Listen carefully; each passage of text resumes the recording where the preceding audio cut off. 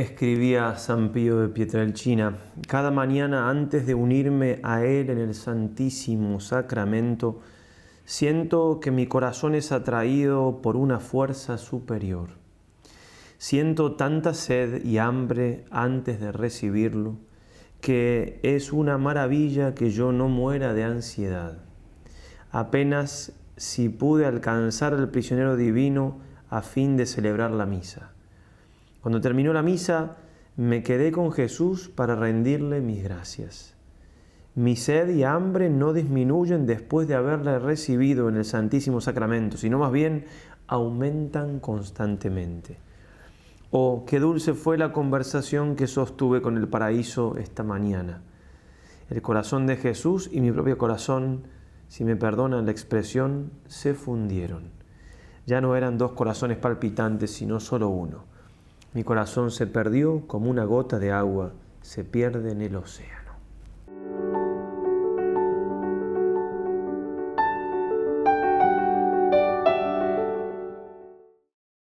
Hermosas palabras del Padre Pío. Realmente hemos tenido una gracia enorme de tener a un santo así y tan eucarístico y tan evidente digamos, con sus llagas, realmente a momentos difíciles de la historia de la Iglesia y de la humanidad, como Dios nos ha regalado tan grandes santos como él, como San Juan Pablo II.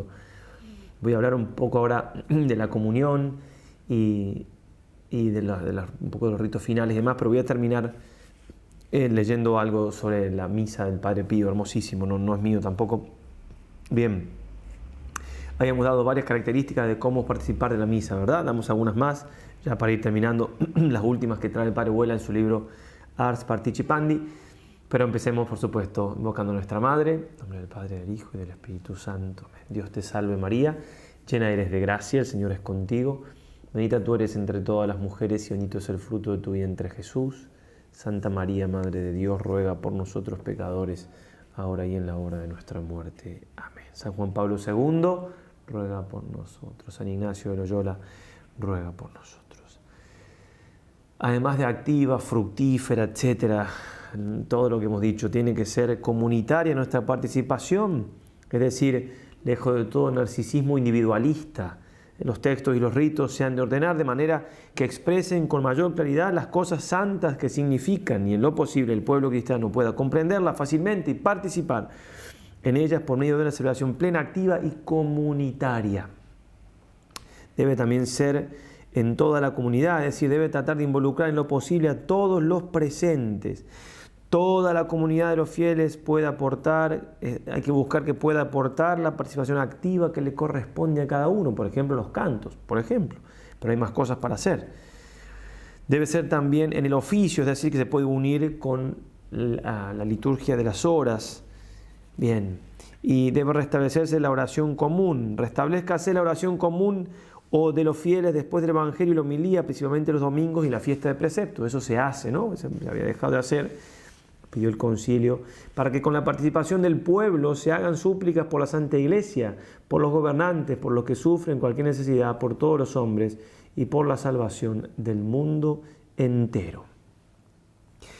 El Padre Vuela, después de traer todas estas maneras que debemos participar de la misa, que las he ido leyendo a todas, y citar textos del magisterio, del concilio y demás, y termina diciendo, es la primera parte del libro, pero todo lo dicho es muy cierto, pero es muy descarnado.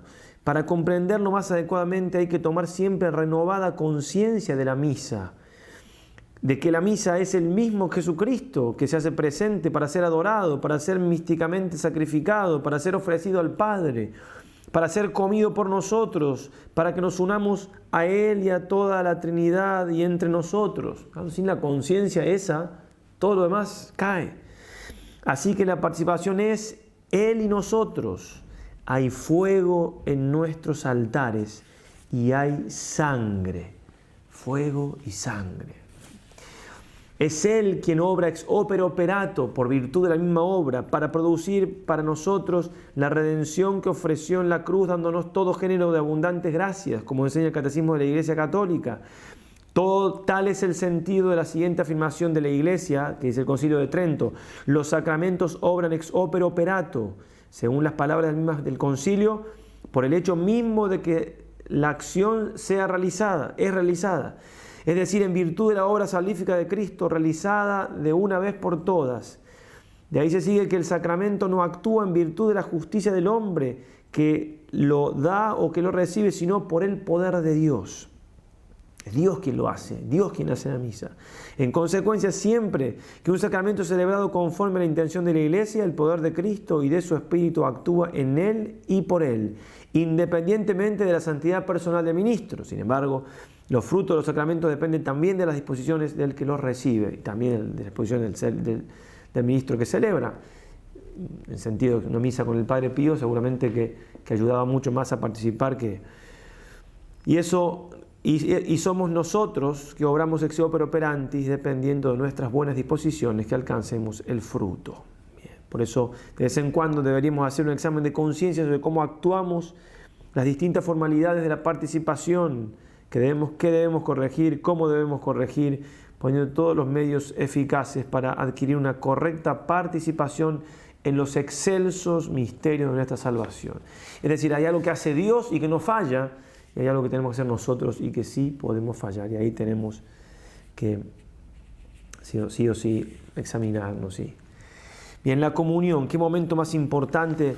La comunión tiene entonces esta parte de hacerme partícipe, de unirme al sacrificio de Cristo, todo lo que hemos dicho del ofrecimiento, de esa actitud ofertorial, del entregarnos a Dios, de todo lo que hemos dicho, no voy a repetir, tiene de algún modo su culmen en la comunión. Digo de algún modo porque la inmolación ya ha sido hecha, pero ahí me uno con Jesús, que está vivo, pero está victimado.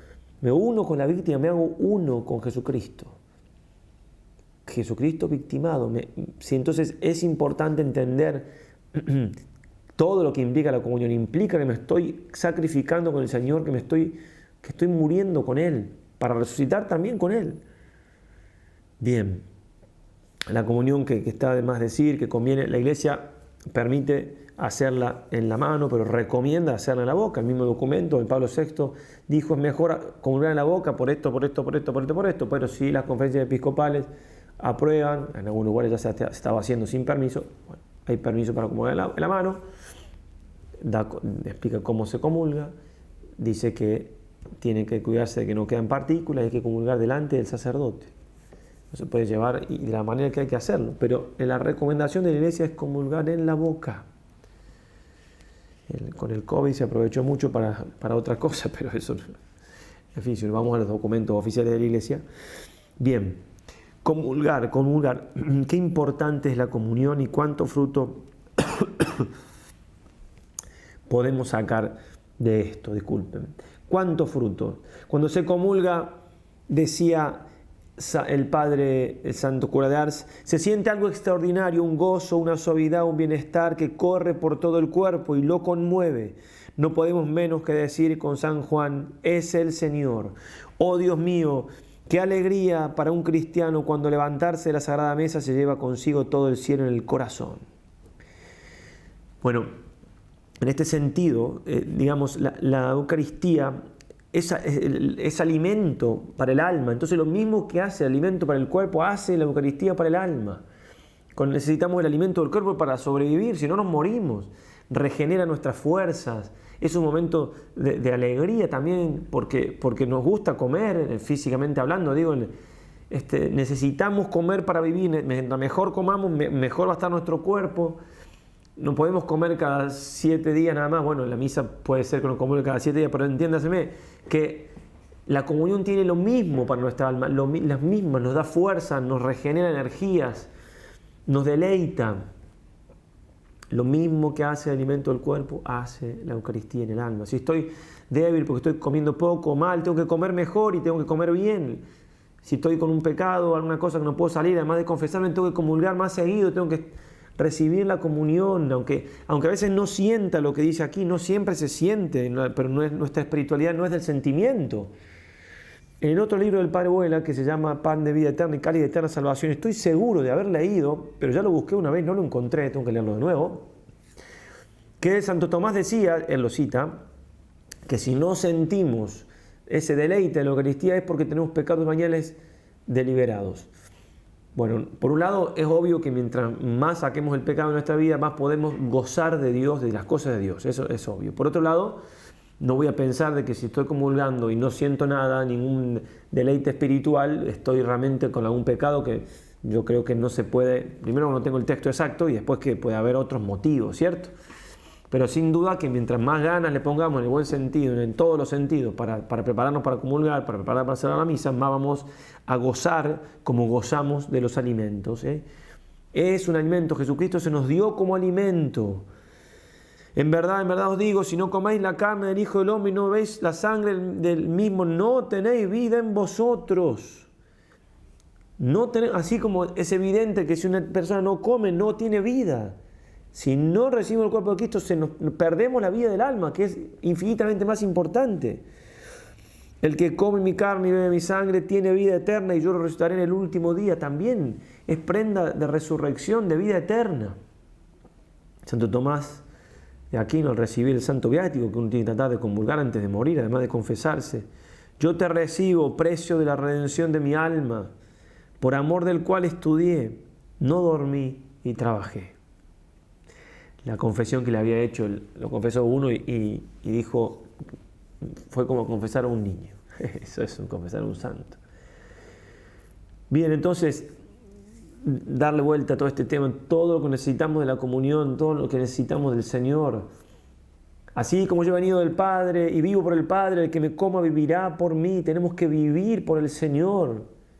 Él tiene que ser nuestra vida, estamos unidos a Él. San Pablo inventa palabras: con vivificati, con morto y con sepultati, con sedete. O sea, vivificados con Cristo, sentados con Cristo a diestra del Padre, muertos con Cristo, resucitados con Cristo. Inventa palabras para hablar de esa unión con el Señor.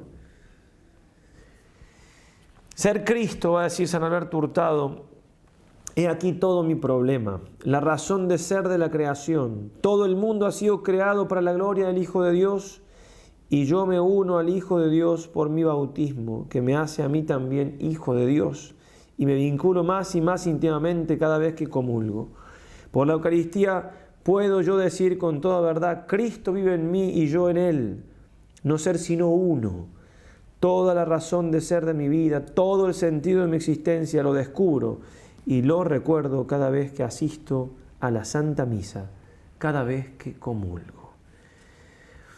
Una cosa práctica también está mandado por la Iglesia: antes de comulgar hay que hacer un acto de adoración. O comulgo de rodillas, o antes de comulgar, cuando comulgue de adelante, yo hago un acto de adoración al Señor y después adelanto, ¿no? Un acto de adoración, tengo que adorar al Señor, presente ahí, está presente ahí, es Cristo mismo.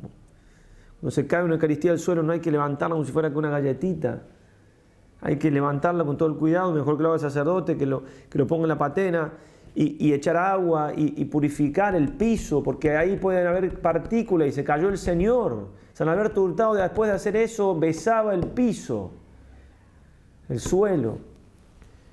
Tenemos que tener más fe, tenemos que vivir de la fe. Bueno, la comunión, aprovechar los momentos después de la comunión para esa oración profunda con el Señor, después los ritos conclusivos. Se puede hacer una oración de la Virgen, ahí está permitido por la Iglesia, nosotros siempre la hacemos, en ese caso renovamos nuestra consagración en María Santísima.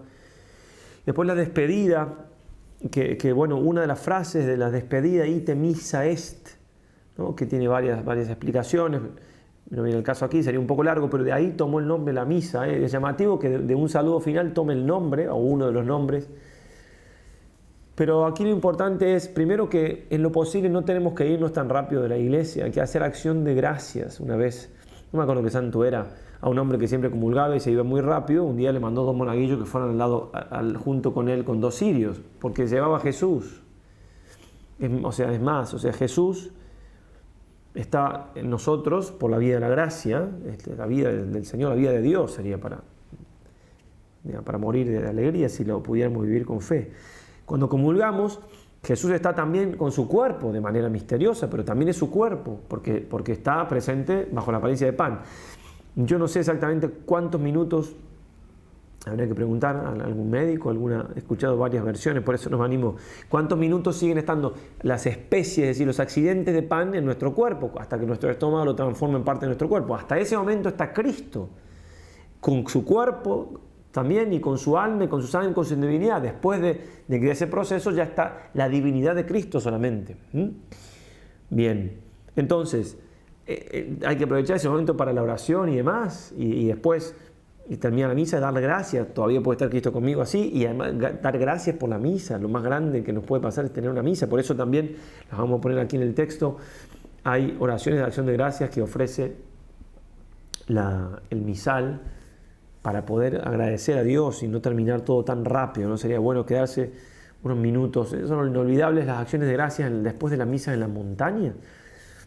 Termina la misa, o sea, después de la comunión, acción de gracias ese ratito, consagración a la Virgen, ritos finales, y después, sobre todo cuando se está con religiosos, religiosas, pero también con jóvenes. Ese momento es muy, la montaña, un silencio, un viento, un silencio, hermoso para dar gracias a Dios. Bueno, no dejar de dar gracias a Dios.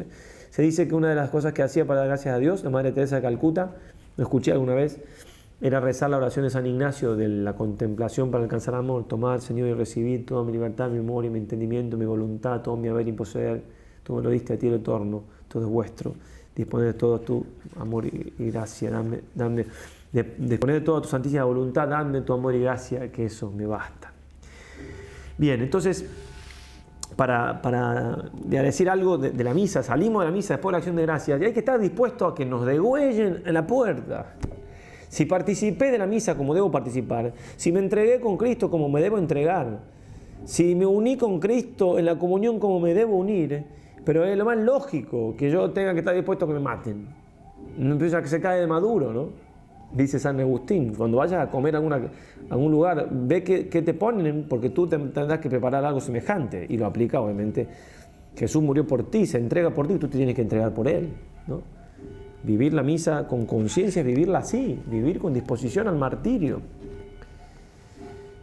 Contaba un sacerdote que parecido a lo que está pasando ahora en Gaza, pero en otro lugar también en Medio Oriente, que estaban en misa de Pascua, y en cualquier momento podía caer una bomba, y rezaban, o podían matarlos afuera, rezaban con un fervor.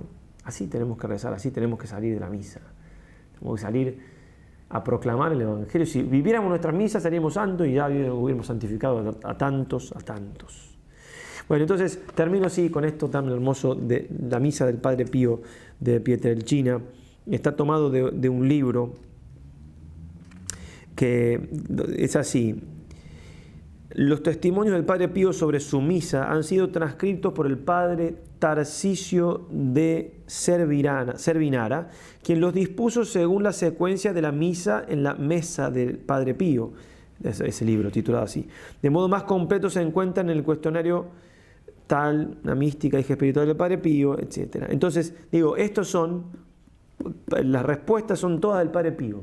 Eso es lo importante. Esto es el mismo libro que vamos siguiendo, el Padre Huela, Ars Participandi. Otras veces tenía el texto, acá tengo en las hojas impresas, acá tengo el libro. La misa de San Pío de Pietrelcina. El sacerdote en el altar es Jesucristo. Jesús es en el sacerdote revive ininterrumpidamente su pasión. Queremos, siguiendo entonces las enseñanzas de San Pío de Pietrelcina, realizar una comparación entre la pasión de Jesús y la Santa Misa, centrando nuestra mirada en el modo en que el Padre Pío celebraba, o mejor dicho, vivía su misa. Entonces, preguntas y respuestas del Padre Pío. ¿El Señor ama el sacrificio? Sí, porque con él ha regenerado el mundo. ¿Cuánta gloria da a Dios la Santa Misa? Gloria infinita. ¿Qué debemos hacer durante la Santa Misa? Compadecer y amar. ¿Qué beneficios recibimos escuchándola? No se pueden enumerar, los verán en el paraíso. Padre, ¿qué cosa es su misa? Un amasijo sagrado con la pasión de Jesús. Mi responsabilidad es única en el mundo. En italiano dice pasticciotto sacro, ese amasijo sagrado. ¿Qué cosa debo leer en su misa? Todo el Calvario. Padre, dígame todo aquello que sufre en la Santa Misa, todo aquello que ha sufrido Jesús en su pasión. De modo inadecuado lo sufro también yo en la medida que es posible a una criatura humana, y esto a pesar de mi falta de mérito por su sola bondad. Padre, ¿cómo podemos conocer su pasión? Conociendo la pasión de Jesús, en la de Jesús encontrarán también la mía. Y ahora dividido por temas. Desde el signo inicial, o sea, por momentos de la misa, de la cruz hasta el ofertorio, nos encontramos en Getsemaní, donde Jesús está en agonía. Desde el signo inicial hasta el ofertorio. Lo he visto temblar mientras subía los escalones del altar. ¿Por qué? Por aquello que debía sufrir, no por aquello que debía sufrir, sino por aquello que debía ofrecer. ¿Agoniza, Padre, como Jesús en el huerto? Ciertamente. ¿Viene también un ángel a confortarlo igual que a Jesús? Sí. ¿Qué fiat pronuncia? De sufrir y siempre sufrir por los hermanos de exilio y por su divino reino de Cristo. En el divino sacrificio, ¿usted carga con nuestros pecados? No se puede obrar diversamente, ya que es parte del divino sacrificio. ¿Por qué leyendo el Evangelio ha llorado al llegar a las palabras quien come mi carne y bebe mi sangre? Llora conmigo de ternura. ¿Por qué llora casi siempre, Padre, cuando lee el Evangelio en la Santa Misa? ¿Y te parece poco que un Dios converse con sus criaturas y que sea por ellas resistido y que sea continuamente herido por su ingratitud e incredulidad? El ofertorio corresponde al momento del arresto de Jesús. El ofertorio era el segundo momento que inmovilizaba por largo tiempo al Padre Pío. Era un aspecto sobresaliente de su misa. Retenido por una fuerza misteriosa, con los ojos en lágrimas amorosamente fijos en el crucifijo del altar, el Padre Pío permanecía quieto, inmóvil, como petrificado por varios minutos, con el pan y el vino entre las manos. ¿Por qué llora en el ofertorio? ¿Quieres arrancarme el secreto? Pues bien, aquí está. Es ese el momento en el cual el alma es separada de lo profano. Durante su misa, Padre, la gente hace un poco de alboroto. Y si hubieras estado presente en el Calvario, donde se sentían gritos, blasfemias, ruidos, amenazas, allí era grande el estrépito. ¿Los ruidos que la gente hace en la iglesia lo distraen? Para nada. Padre, todas las almas que asisten a su misa están presentes en su espíritu. Veo a todos mis hijitos en el altar como en un espejo. El prefacio es el canto de alabanza y de acción de gracias que Jesús dirige al Padre porque ha llegado su hora. Desde el inicio de la plegaria eucarística, canon a la consagración, recordamos a Jesús en prisión, flagelado, coronado de espinas, es decir, todo el Vía Crucis. El tremendo misterio de la consagración contiene las últimas horas que Jesús pasó en la cruz. El crucificado del Gárgano revive entonces en el altar, uno después de otro, los últimos instantes del crucificado del Gólgota. Padre Pío, lo que había pasado el Señor. ¿Quién grita, crucifícalo, crucifícalo? Los hijos de los hombres y principalmente los más beneficiados. Duras palabras. Durante la misa, ¿los pinchazos de la corona de espinas y las heridas de la flagelación son reales? ¿Qué quieres decir con esto? Los efectos ciertamente son los mismos. ¿Cómo quedó Jesús después de la flagelación? El profeta lo relata, era solo una llaga, parecía un leproso. Entonces, ¿también usted es una sola llaga desde la cabeza a los pies? ¿Y no es esta nuestra gloria? Y si no hubiera más espacio para hacer otras llagas en mi cuerpo, haríamos una llaga sobre la otra. Dios mío, esto es demasiado. Es, Padre mío, un verdadero carnicero de usted mismo. No te espantes, más bien goza. No deseo el sufrimiento en sí mismo, no, sino por los frutos que me da. Da gloria a Dios y salva a los hermanos. ¿Qué otra cosa puedo desear? Padre, cuando a la noche se flagela, ¿está solo o alguien lo asiste? Me asiste la Virgen Santa. Está presente todo el paraíso. Sabemos de la venda usada por el Padre Pío para secar la sangre que salía de su cabeza. Se encuentra totalmente manchada de sangre. La corona de espinas, diadema sublime, regalo de Jesús al Padre Pío, es un segundo documento preciosísimo que debemos analizar detenidamente. Jesús me ha hecho sentir que usted sufre la corona de espinas. De otro modo, la inmolación no sería completa. Durante toda la misa y también antes y después, la diadema no se abandona jamás. Con la coronación de espinas, ¿qué pecados expió Jesús? Todos, en particular los de pensamiento, sin excluir aquellos vanos e inútiles. Las espinas, Padre, ¿las tienes sobre la frente o alrededor de toda la cabeza? Alrededor de toda la cabeza. Padre, ¿de cuántas espinas está formada su corona? ¿De 30? Pues sí. Padre, yo pienso que su corona está formada no por 30, sino por 300 espinas. ¿Te impresiona por un 0? Finalmente, el 30 no está contenido en los 300. Padre, ¿también usted sufre aquello que sufrió Jesús en la vía dolorosa? Lo sufro, sí, pero es necesario mucho para llegar a aquello que sufrió el Divino Maestro. ¿Quién le hace de Cireneo y de Verónica? Jesús mismo. ¿Sufre, Padre, la amargura de la hiel? Sí, y muy a menudo. Padre, ¿cómo se mantiene en pie en el altar? Como lo hizo Jesús sobre la cruz. En el altar está suspendido sobre la cruz como Jesús en el Calvario. Y todavía lo preguntas. ¿Cómo hace para mantenerse allí como lo hizo Jesús en el Calvario? Los verdugos dieron vuelta a la cruz para remachar los clavos. ¿Los verdugos dieron vuelta a la cruz para remachar los clavos? Por supuesto. ¿También a usted le remachan los clavos? ¿Y de qué modo? ¿También a usted le dan vuelta a la cruz? Sí, pero no tengas miedo. Padre, ¿recita también usted durante la Santa Misa las 7 palabras que Jesús profirió en la cruz? Sí, indignamente las recito también yo. ¿Y a quién decís, mujer, he ahí a tu hijo? Le digo a ella, he aquí los hijos de tu hijo. La consagración representa místicamente la crucifixión del Señor. Es allí que nosotros ofrecemos el sacrificio redentor. Durante la consagración, el estigmatizado del Gárgano, el Padre Pío, representaba tan vivamente entre sollozos y lágrimas en medio de un dolor indescriptible la divina tragedia del Calvario, que dejaba transfigurar en su carne traspasada el gigantesco martirio de Jesús crucificado. ¿En qué momento de la misa sufre la flagelación? Desde el principio al fin, pero más intensamente después de la consagración. ¿Sufre la sed y el abandono de Jesús? Sí. ¿En qué momento sufre la sed y el abandono? Después de la consagración. ¿Hasta qué momento sufre el abandono y la sed? Ordinariamente hasta la comunión. ¿Jesús crucificado tenía las entrañas consumidas? Di más bien abrazadas. ¿De qué cosa tenía sed Jesús crucificado? Del reino de Dios.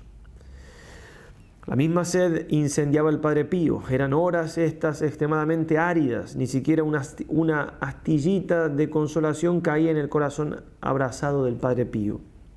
Me ha dicho que se avergüenza de decir, busqué en vano quien me consolara. ¿Por qué? Porque de frente a aquello que sufrió Jesús, nuestros padecimientos, como verdaderos culpables que somos, empalidecen. ¿De frente a quién se avergüenza? De frente a Dios y a mi conciencia. Los ángeles del Señor no lo confortan sobre el altar en el cual se inmola. Yo no lo siento. Si el consuelo no desciende en su espíritu durante el divino sacrificio y usted, al igual de Jesús, sufre abandonado total, sufre el abandono total, nuestra presencia es inútil. La utilidad está de parte de ustedes. Deberíamos entonces decir inútil en la presencia de la dolorosa, de Juan y de las piadosas mujeres a los pies de Jesús agonizante. Pone con signo de admiración el Padre Pío. ¿Por qué, Padre, no nos cede un poco de su pasión? Las joyas del esposo no se regalan a nadie. Dígame, ¿qué puedo hacer para aliviar un poco su calvario? Aliviarlo. Di más bien para hacerlo más pesado. Es necesario sufrir. Es doloroso asistir a su martirio sin poder ayudarlo. También la dolorosa tuvo que estar presente. Para Jesús, en verdad, fue más confortante tener una madre doliente que una indiferente. ¿Qué hacía la Virgen a los pies de Jesús crucificado? Sufría al ver sufrir a su Hijo, ofrecía sus penas y sus dolores de Jesús y los dolores de Jesús al Padre Celestial por nuestra salvación. No se lo pido por curiosidad. ¿Cuál es la llaga que más lo hace sufrir? La cabeza y el corazón. Aquello que el Padre Pío ofrece en la celebración de la Santa Misa es proporcional a aquello que sufre. ¿Por qué sufre tanto en la consagración? Porque propiamente allí sucede una nueva y admirable destrucción y creación. En otra oportunidad, dígamelo, ¿por qué sufre tanto en la consagración? Se lo pregunta 2 veces. Los secretos del sumo rey no se revelan sin quedar profanados. ¿Me preguntas por qué sufro? No lagrimitas, sino más bien torrentes de lágrimas quisiera derramar. ¿No reflexionas en el tremendo misterio? Un Dios víctima de nuestros pecados y nosotros somos sus carniceros. La doxología corresponde al grito de Jesús: Padre, en tus manos encomiendo mi espíritu. El sacrificio es entonces consumado y aceptado por el Padre. Los hombres volvemos a estar unidos y es por eso que rezamos Padre nuestro. La fracción del pan indica la muerte de Jesús y la inmixtión su resurrección. También usted muere en cada Santa Misa místicamente en la Santa Comunión.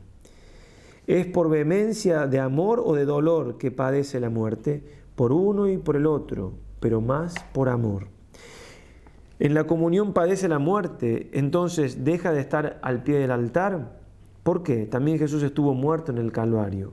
Ha dicho Padre que en la comunión la víctima muere. Lo colocan en los brazos de María, de San Francisco.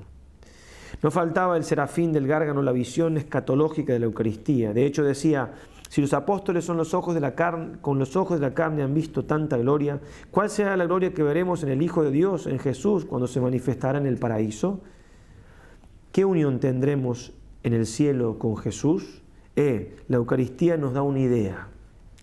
La comunión es el momento supremo de la pasión de Jesús. Encorvado sobre el altar, con las manos estrechadas al cáliz, teniendo el Señor en el corazón, el serafín de Pietrelcina, sin hacer caso del tiempo, permanecía largos momentos con Jesús.